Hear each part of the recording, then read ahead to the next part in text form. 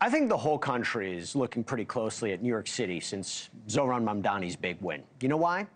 Because what he does in New York and how effective or ineffective those actions turn out to be, that may well dictate how the Democratic Party approaches policy in every state and could, by the way, even decide their next presidential candidate. So some of his promises, like city-run grocery stores or his positions, they have created real fear and concern among taxpayers about how the city's going to pay for all this, if the city's even safe to live in.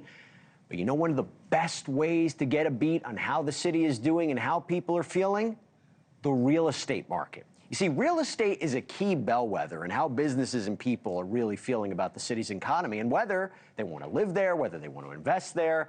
And by the way, with mortgage rates near a 3-year low, buyers, they should be willing to shell out for a new home. So are we seeing this mass exodus from Mamdani's New York? Are we seeing people and businesses subtly moving in or staying? And if so, where's that money coming from? Where's the wealth? Where's all that money coming from? So you know who is a great person to ask? One of the city's top real estate brokers. He is the breakout star of Netflix's hit series Owning Manhattan.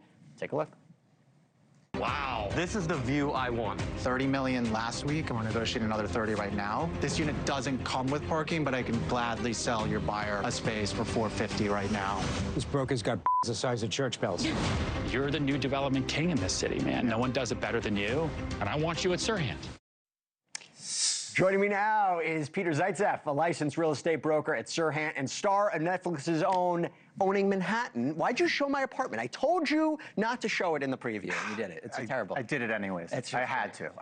I'm so happy you're here. Okay. Thank you for having me. So let me just ask you. Can I call you Jay or? No, you call. I don't think. I like that. Maybe, Thank you for having me. Maybe it'll be a thing. No, of course.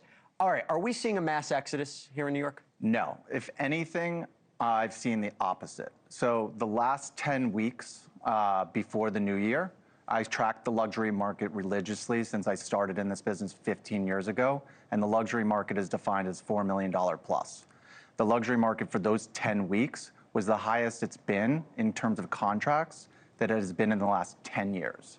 So if anything, the opposite is true. Why is that happening? Are people, as best you can tell, coming into the city because they are excited about this, they're looking to invest here, or is it the opposite? You know, the prices are so down because maybe after the election, they're like, oh, buy it up, it's a good investment. Now, if anything, prices are up.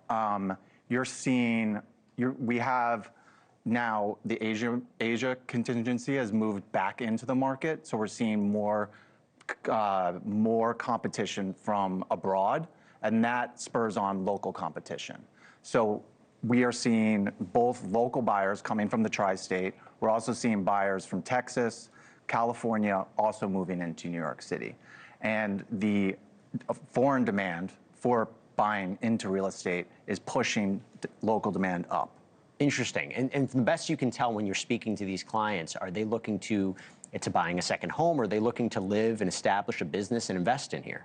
Yeah, a lot of them are looking for a second home. They're looking for a first home. They're looking for a place in New York City if they can afford it. And okay. I've seen prices go up and up and up. There's been tons of records broken this year. I worked on 2 deals that broke records this year. A $60 million deal at 150 Charles, and the record before that was from 2018, right? So that record stood for around 8 years. Right? Right. And my record only held for about 3 weeks because 140 Jane did a deal for 80 million, and then subsequent to that, 80 Clarkson did a deal for 129 million. So you're seeing massive amounts of money being pushed into the residential real estate market in New York City. And by the way, the mortgage rate's at a 3-year low. Do you know why that is? And by the way, how is the health of the city when you think about that?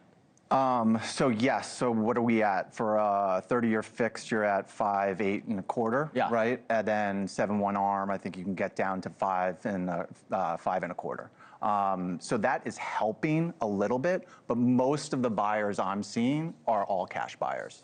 That says something. They're still waiting, the mortgage buyers are still waiting a little bit on the sidelines until rates drop even further. Okay. And by all indications, we're going to see rates drop further, right? There'll be a new Fed chair, yep. which will probably be pro-Trump, right? And those rates will come down.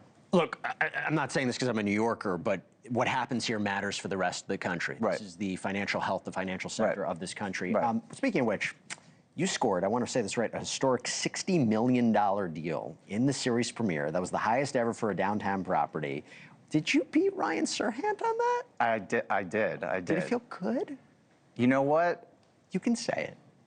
It felt okay. Was that talk to me? That was historic. Yeah, it was great. Ryan had a buyer for it at 57.5, but I had worked with this buyer, or this seller, for 10 years. I knew that this seller was not taking a dollar below 60 million. So if Ryan didn't get him to 60 million, he wasn't getting the deal done. Wow. And I told that to Ryan. It was binary. You know, if you don't get it, we're not selling to you. Well, let me just tell you, I love the show. I think both of you are fantastic. The whole cast is great. You're going to do another season, maybe, hopefully? Hopefully. Peter, thank you so much for coming on. Really appreciate it. Thank you for having me. Thank you. Thank you for watching. Subscribe below and download our NewsNation app right now on your phone, and you will get fact-based, unbiased news for all Americans.